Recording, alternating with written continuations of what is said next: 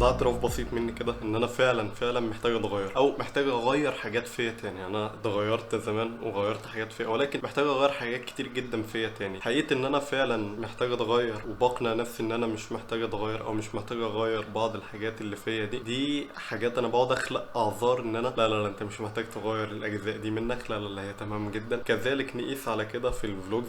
اكتر من حد كتب لي ايه، انت محتاج ان انت تكسر الروتينيه اللي موجوده في حياتك، تكسر الروتين اللي موجود وهكذا. ولكن انا دايما كنت بخلق اعذار. حقيقه ان احنا دايما بنخلق اعذار لكل حاجه، دي حقيقه مفيش انكار فيها، ان احنا كلنا دايما بنحاول نخلق اعذار. وفكره ان انت تخلق اعذار لحاجه دي عمرك طول ما انت بتخلق اعذار عمرك ما هتتغير. ففكره ان انا بخلق اعذار لكل حاجه، بقول لك نقطه التغيير في الفلوجز دي نقطه من ضمن النقط. ولكن في بعض الحاجات التانية اللي انا فعلا عايز اتغير فيها، او بعض العادات التانية اللي انا فعلا عايز اتغير فيها. منها عادات في يومي، عادات شخصيه فعلا انا محتاج اغيرها، عادات عامه في حياتي محتاج اغيرها. كذلك انا خدت النقطه بتاعت الفلوجز، هي كذلك انا محتاج اتغير في بعض الحاجات فيها، محتاج اكسر روتينيه، محتاج اغير حاجات كتير جدا. واللي توصلت من خلال القعده مع نفسي وكده ان فعلا كلنا بنخلق اعذار لحاجات كتير جدا، عشان احنا حابين الطريقه اللي احنا بنعملها، حابين الحاجه اللي احنا بنعملها، فاحنا مش عايزين نتغير، مش عايزين نغير اي حاجه من اللي احنا بنعملها. فاحنا دايما بنخلق اعذار ان لا ده انا مش هغير العاده دي عشان مش عارف ايه، انا مش هغير كذا عشان مش عارف ايه وهكذا. فحقيقه الموضوع او الاعتراف ان انا بخلق اعذار لحاجات كتير، وده غلط. مش انا الواحد اللي بعمل كده،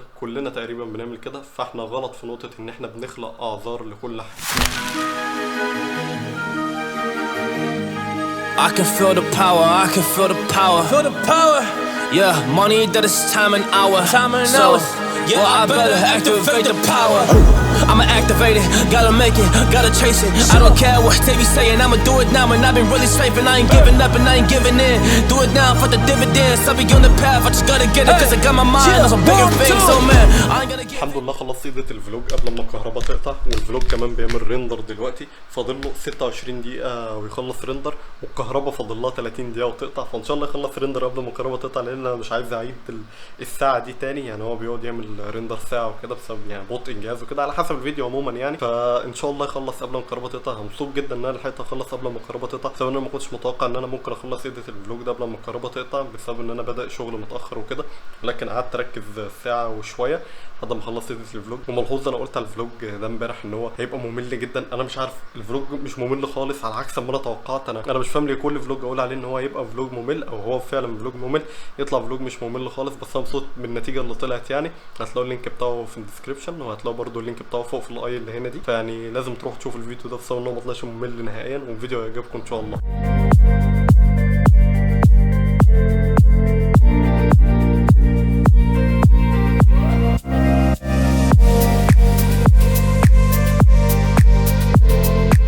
الحمد لله النت كان شغال دلوقتي، فعملت ابلود للفيديو. ولكن النهارده الصراحه كان في اكتر من حاجه كنت عايز اعملها، لكن حقيقة كل حاجه باظت. يعني متضايق جدا بسبب الحاجات دي باظت، بالاضافه الى ان كان في حاجات الاسبوع الجاي هتحصل. بجد الاسبوع الجاي كان هيبقى عندي اسبوع مميز جدا، ولكن حصل اكتر من حاجه بوظت كل حاجه حرفيا. منها حاجات كانت هتحصل يوم الاحد، منها حاجات كانت هتحصل يوم الثلاث، ومنها حاجات كانت هتحصل الاربع كمان. فالصراحه الاسبوع باظ كله. بس حصل شويه حاجات كده فبوظت الاسبوع كله. انا مش عايز اتكلم عن الحاجات دي، مش هقول ايه الحاجات اللي حصلت فبوظت الدنيا دي كلها، لكن ممكن في بعض الحاجات الاسبوع الجاي اللي انا ممكن في اليوم اللي انا كنت اعمل فيه الحاجات دي اقول لك مثلا النهارده كان هيحصل كذا، ولكن اليوم باظ عشان كذا وكذا. ولكن مش هخش في تفاصيل قوي، هتبقى حاجات من بره بس كده. يعني هناخد العناوين بتاعت الحاجات اللي ادت الى بوظان المواضيع دي وكده. بس تمام يعني تمام. الدنيا مش مستاهله، الدنيا بسيطه، الدنيا حلوه، كل حاجه تمام.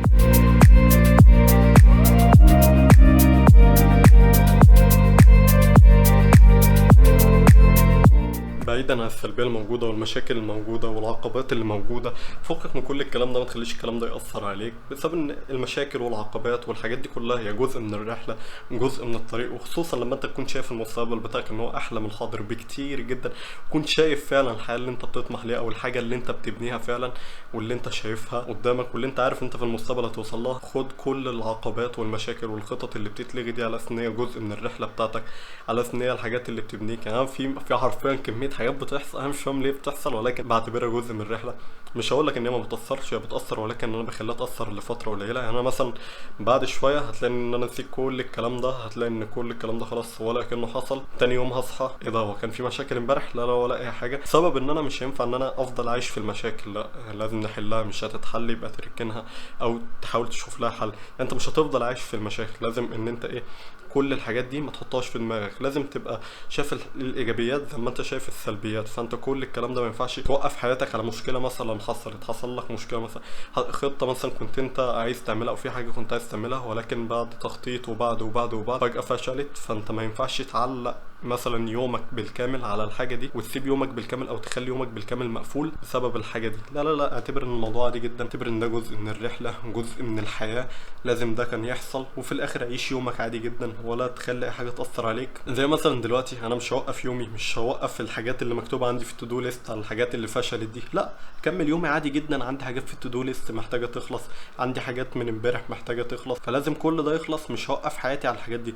وزي ما قلت لكم قبل كده، انا تقريبا بالي كتير جدا من ساعه ما بدات القناه دي وانا بقول لك ما تخليش اي حاجه سلبيه او اي حاجه تحصل تضايقك ان هي تضايقك لفتره كبيره. خليها لفتره صغيره، خليها في فترتها وبعد كده شيلها، ولكنها حصلت ما تخليهاش تضايقك خالص. بسبب ان الحياه مش مستاهله بجد، الحياه مش مستاهله ان احنا نقعد نزعل ونتضايق والكلام ده كله. لا صاحبي، اعتبر اي حاجه تحصل لك اعتبر ان هي كان لازم تحصل، وان هي جزء من الرحله بتاعتك، جزء من الحياه. الحياه بدون مشاكل ممكن ما تكونش حياه. احنا ما جربناش الحياه من غير مشاكل، بس الحياه من غير مشاكل مش حياه حرفيا. المشاكل هي اللي بتضيف لك متعه على الموضوع، فما تخليش حياتك تقف على اي حاجه. I am a monster, there's some things that I might see, and when I do I could never get no sleep, 'cause I just need to get it, man, I need to be the thing that I just painted out, man, you won't go see my vision, I'll be in it, I'ma kill it, I'ma take it all, coming in, I'ma play it now, I'ma kill him dark, I'ma play the ball, 'cause I gotta go and get him and I really just need it. Tell these حقيقي كان لازم اشتغل شويه بسبب ان كان ورايا شويه حاجات لازم تخلص، ولكن دلوقتي قررت ان انا انزل شويه مع الشباب وفي نفس الوقت اصور شويه حاجات كده كنت محتاج اصورها. فقررت ان انا انزل دلوقتي يبقى وين يعني اصور الحاجات اللي انا عايز اصورها واقعد شويه مع الشباب، يعني الاتنين مع بعض كده، بسبب يعني ان الوقت ضيق شويه اليومين الجايين دول، الوقت ضيق النهارده، فيعني قررت الاتنين مع بعض كده. فيلا بينا. حاليا وصلت الغرفه فاضيه نوعا ما، فاضيه قوي يعني، مش معانا قاعده فين.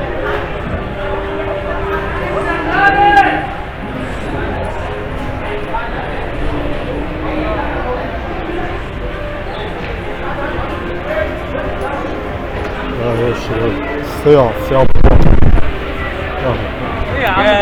انا اصلا وانا جاي كل ما امشي خطوه اقابل واحد. يا عم اقفك بقى والله العظيم قابلت عيال كتير قوي وانا جاي. بدري يا فنان والله انا كل واحد اقف معاه بتاع يجي 10 دقايق ونص ساعه. انا لازم من 10 لازم من 10 كل ده كل شويه اقابل واحد. 10 ربع يا اسطى. انا قابلت عيال كتير قوي والله، قابلت عيال كتير قوي، قابلت عبد الله، قابلت يوسف، قابلت ادم، قابلت مش عارف، قابلت يجي 3 4 يعني كتير.